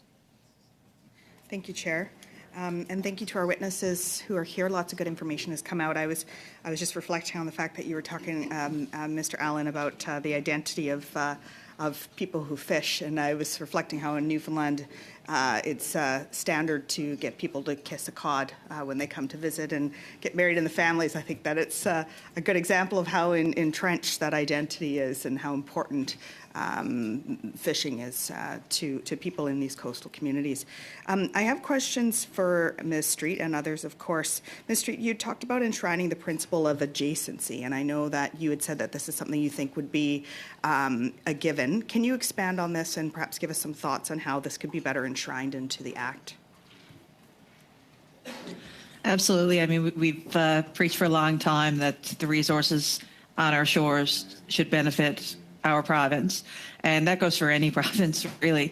And the value of those resources shouldn't be shared, whether it be a Crown Corporation of Denmark that, you know, we've been dealing with here in Newfoundland and Labrador, and certainly having our struggles with that company who moved in and completely tried to monopolize the processing industry and on the harvesting side as well. You know, I think if we enshrine these principles, whether it be historic dependence or adjacency, then we're going to make sure that that value is supporting our coastal communities. And I know in 3PS that I represented, we had issues with controlling agreements and vessels from Nova Scotia coming over. Harvesters very, very upset of what that was doing to their resource, because at the end of the day, that's all they have. And when they see vessels and harvesters owned by corporations coming from other provinces to harvest that resource, it's obviously going to have an impact on their future. So I think we need to be clearer on who benefits from what resource and where that goes. Thank you, Ms. Street. When I was last in Newfoundland, representatives from FFAW actually introduced me to some fishers who were experiencing much of what you were talking about. You were talking about the corporatization of fishing, about the large corporations who are taking control one small vessel at a time. There was a father that I had spoken to who was a fisher for, quite happily fishing for many, many years, was training his son to take over the business, and was in the position when I'd spoken to him that was not even a possibility that his son could take over, despite having the willingness, despite wanting to. He just couldn't afford to be able to do so, and instead they were having pressure applied for them to sell their business to one of these large corporations. And my question is, you had talked about the importance of protecting the owner-operator policy and this being the backbone of coastal communities, which I totally agree with you. But examples like what you just shared are being used in discussion with me about why owner-operator doesn't work, in particular on the West Coast. And I'm wondering if you can share some insights on that as to how, when there is an owner-operator policy on the East Coast, we're still seeing the corporatization of the fishing industry and small fishers being pushed out of the industry. And what can we do differently? Thank you, Chair. I think it just goes to show that when PIFCAF was introduced in 2007, it was a policy and didn't really have any teeth. And I remember back then, because in my home community, we were starting to see corporations buying up fishing licenses. And I remember seeing the 7-year time limit that folks were going to have to get out from underneath these agreements, but there was really no mechanism there to do so. So that's why it was so important to us. And we work with the Federation as well and serve in the Federation to ensure that Bill C-68 became a reality. And we were very, very hopeful that when it did, we were going to see some enforcement and some action that was finally going to hold some people accountable, and we'd start seeing some of this ridiculous inflation when it comes to the price of fishing licenses start to come down. And we just haven't seen that for many of the reasons that myself and Mr. Allen have just discussed. You know, there just hasn't been the attention on it that we feel is necessary. And the department is definitely under-resourced as well. We hear that when we talk to our department here. You know, they only have so many people that can focus on so many files, and it just doesn't seem like the mechanisms are there to really, really do what needs to be done, because people are being given time to go to lawyers and get crafty with these arrangements and come back and say, no, look, and the department can't do anything about it. I mean, I dealt with one personally in 3PS that I know is a controlling agreement, and everybody in the community knows is a controlling agreement. And at the end of the day, the licensing officer at DFO, I mean, she's fabulous. She did her job, but she had to throw up her hands and say, there's nothing else I can do. This is, you know, the lawyers were just too good. So there's clearly something not working. And I don't think that owner-operator is the issue. I think, again, it's the application of it, the enforcement of it. And when somebody can't access the capital, because realistically, a bank is going to look at an enterprise and going to lend you the money that that vessel and the enterprise are worth. And that's not some overinflated amount that only a corporation can front, that there's no business plan in the world that's ever going to show that you can actually pay this off. But that's what's happening. And it's very unfortunate, because for those corporations, it's a cost of doing business. And for a lot of young harvesters, the only way to do that is to become hamstrung to one of these corporations. Thank you. I know my time is going to be off in 5 You have seconds. 6 seconds left. I was You're going not to even say, going to get out a question. well, I was going to say 6 seconds worth of stuff, but okay. It's over now.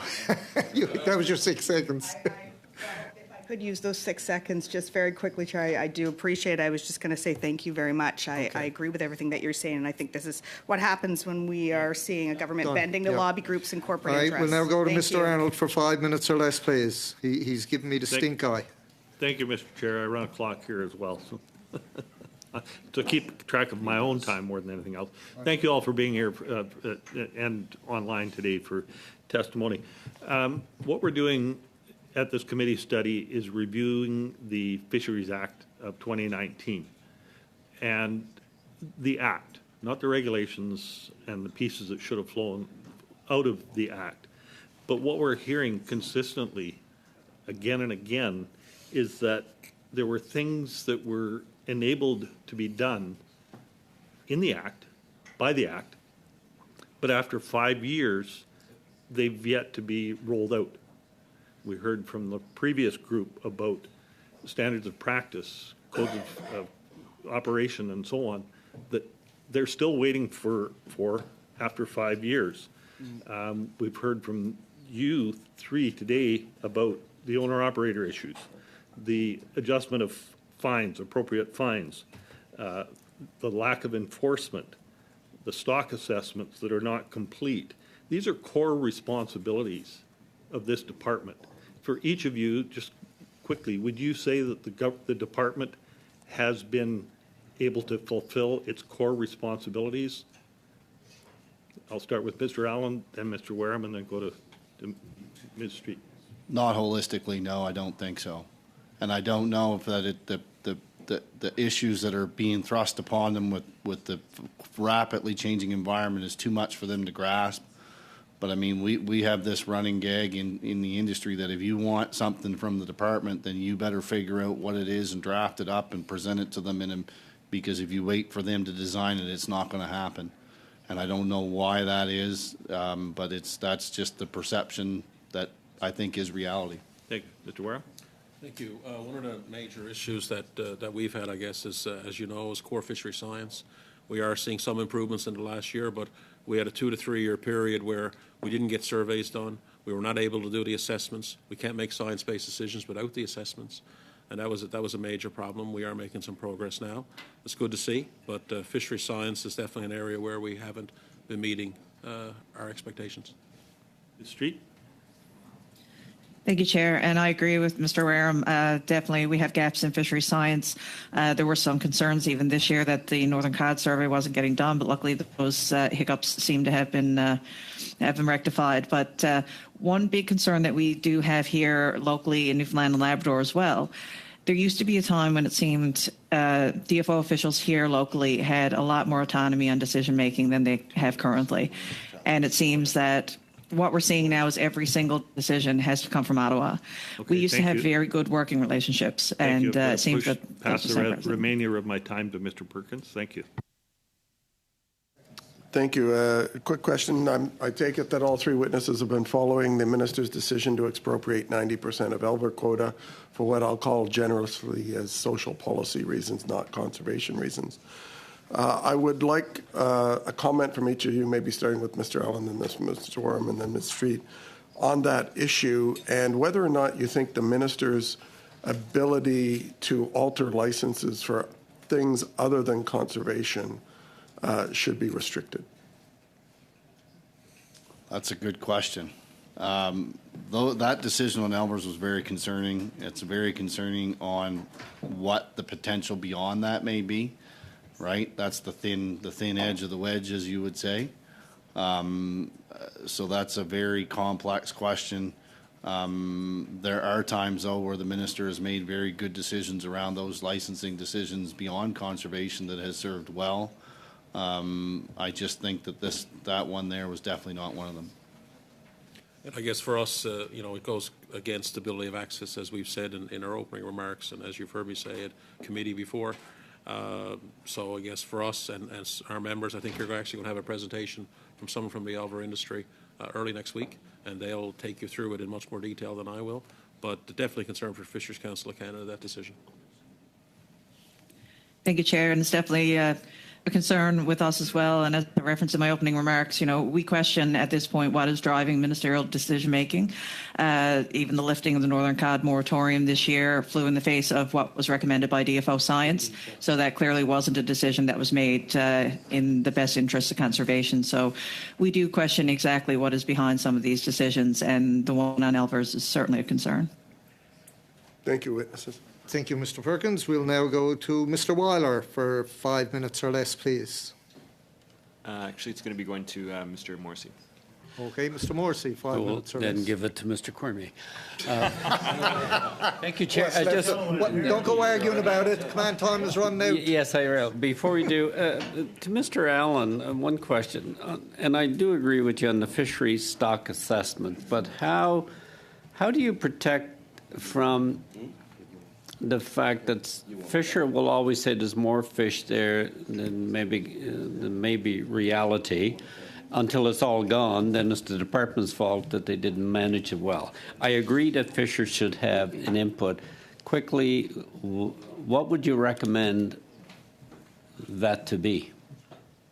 Well, I think if you put in the act, protects it, but gives them the input they should have. Well, I think if you put in the act that the minister shall take into consideration harvester knowledge, if you make fishermen partners in the scientific process, that you can come together with science and agree with what is there. And I will say that inshore harvesters are like the canary in the coal mine.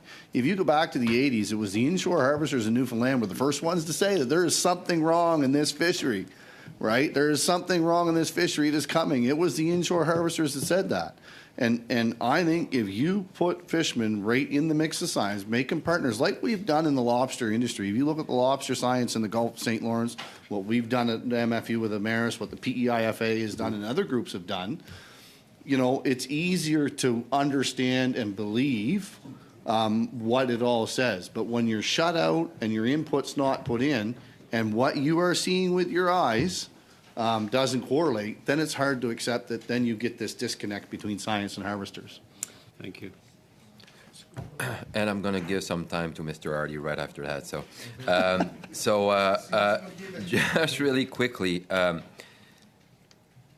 you know, we see fisheries, some stocks that are lower now in the Gulf or someplace else, and I'm not sure if it's feasible, but I'm asking you to tell us what you think about that. Maybe Mr. Allen first. Let's say we close a fishery because there's no more shrimp or lobster or whatsoever.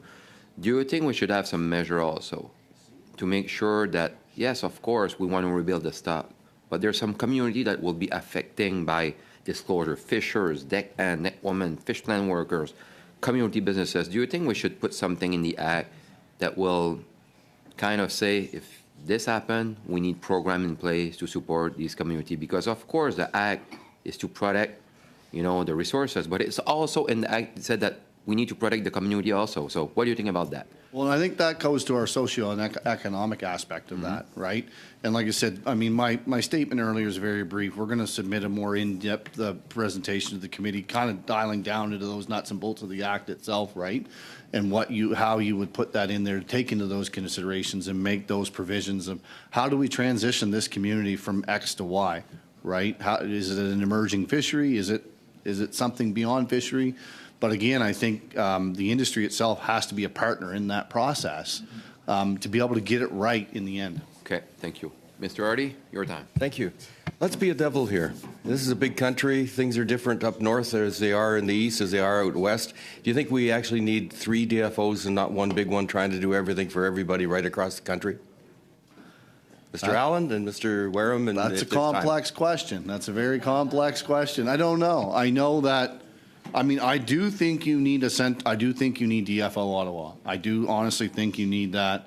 I just think how it all works together, right, needs to be better put together. I think the regions need some autonomy in their actions.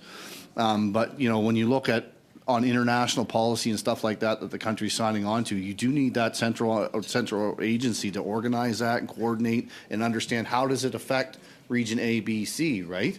So I've got a couple of seconds. I'm going to sneak one more in here. Out of 10, where 1 is horrible, 10 is excellent, DFO science, how do you rate it? Overall, 5. There's places it's 1, there's places it's 9. A very good answer. I think most of you know that I've said that in Newfoundland region we definitely have some challenges that we don't seem to have in other regions. Atlantic halibut, for example, in Nova Scotia, we have a collaborative agreement there. Industry has done extremely well at Maritimes region on Atlantic halibut, but we just seem to have an issue in Newfoundland region. Thank you, Chair, and I agree. There you go. And Ms. Street agrees. I want to go to you. I'm not going to you. I'm going to Madam Debienne now to do 2 minutes, so Ms. Barron can have 2 minutes before we finish up. 2 minutes each. Madam Debienne. Quickly. Wow. Merci, Monsieur. Thank you. Merci, Monsieur. Thank you very much, Chair. So very quickly, to leave 2 minutes for my colleague, we touched upon something very interesting when we were talking about 3 different approaches with an umbrella that could be more decentralized and leaving more space for other scientists who could contribute to different decision-making, sociologists, economists, ecologists. Is a kind of environmental mediation that would be an umbrella for the decision-making process at DFO instead of politics? Would this kind of environmental mediation where everyone is represented in an equal way where everyone has one voice, is that something that might be an option that would restore confidence to fishers and fisheries? Definitely Vous wouldn't. parliez d'agence, là. J'aimais ça. It definitely wouldn't hurt. And I think the other part is the actual collaborative nature in it. And I think part of the problem with the regions and the central organization, how it works, is there's a bit of compartmentalization. They don't really speak with one another. And even, you know, I had a DFO person worked in the Gulf that said, oh, she'd like to come on a boat. I think that should be a prerequisite or part of their employment contract, that they have to spend time on a vessel. And somebody at 200 Kent should have to spend time in each of the 6 regions, right? Because that's the problem. The problem with 200 Kent is that they don't understand the implications of their decisions in the Gas Bay, in New Brunswick, on Prince Edward Island, and on the West Coast, right? That you have to get them out there into those communities. That's why the Federation, we do our summer meetings in a fishing community to try to get those people out to understand the implications of their decisions. Thank you, Madam Debian. We'll now go to Ms. Barron for 2 minutes. Thank you very much, Mr. Chair. My last question, thank you to the other witnesses here as well, is to Ms. Street. Ms. Street, can you please share the number one way that you feel that we can make sure that we're keeping the benefits of fisheries in coastal communities and protecting coastal communities against the corporatization, in particular corporatization of Newfoundland's fishery? What would be the number one thing that we can do in relation to the Act? Well, we have preached this for 25 years. It all comes down to owner-operator. Owner-operator is the pillar, and that's how we protect it. And when we speak to our colleagues on the West Coast, they look at what we have, and they just say, they look around themselves and see the deterioration of their industry and know that if they actually had an owner-operator policy that was held up and actually enforced, then they probably have fisheries with the same value as ours. And, you know, we have a demographic issue right now. We have a lot of young folks, of young harvesters wanting to get into the industry and hold enterprises. That's increasing, but we need to really, really enforce the owner-operator policy and ensure that we take down some of those barriers and allow access, because until the department is fully resourced to do so, and until there's enforcement and somebody's held accountable, until one of those companies loses a full-time crab license in 3L, then it's just not going to happen and nothing is going to change. Thank you, Ms. Street. And I'm going to give you back those few seconds that I took last time, Mr. Chair. There we go. Thank you. Thank you. Would anyone mind if I use the last 30 seconds of Ms. Barron's with a question? My question would be to Ms. Street. Years ago when the union was formed, whether it was Father Des McGrath and Richard Cashin, they had the thought that they had to form a union for people to have a voice. And we're talking about corporate concentration now, entering into it, buying up licenses and that. How can we, as a government, through regulation, stop that? Because a lot of it, and you've said it, lawyers can make something look like something that is not, right, in the courts. And to track that and follow it and follow the money, so to speak, you'll find out who, at the end of the day, actually owns that particular entity. What do we do to solve that better than what we're doing now? Thank you, Chair. And I think you just said it. And I'll credit Brian Goplo with the Grand Manan Fishermen's Association as well. Follow the money. And we've been saying that for years. You know, it's a matter of, if you look at the financial records of an enterprise, and 50% of that money is unaccounted for, you know it went somewhere and it's not on the share sheet, right? Yeah. So, I mean, it's not rocket science, but we're just not seeing it. And, you know, I think there needs to be much more collaboration with fish harvester organizations on how to do this, and not just centralized decision-making in Ottawa. And on the ground, again, resources. I don't envy the department here in Newfoundland and Labrador locally, because whether it's in licensing, resource management, or in science, we need more resources. And it's unfortunate that you can't go down to White Hills now and walk in and just speak to somebody. And I know those relationships are lost. So, you know, I think DFO and government need to get on the ground and work with our organizations on how to fix this, because, you know, we know how to do it, and we've been saying it for years, but I just don't think it's being heard. Thank you. That concludes our meeting for today. I want to say a huge thank you to Mr. Allen, Mr. Weirm for being here again, and welcome Dwan Street here. I think this is our first time that we've had her at this length of time before the committee. So again, congratulations to each one, and thank you for sharing your knowledge with the committee as we go forward to write the recommendations that will come from this. On that note, I will say Merry Christmas to everybody and a Happy New Year. We'll probably be here Monday. That's a good chance of that, but we haven't got anything lined up yet.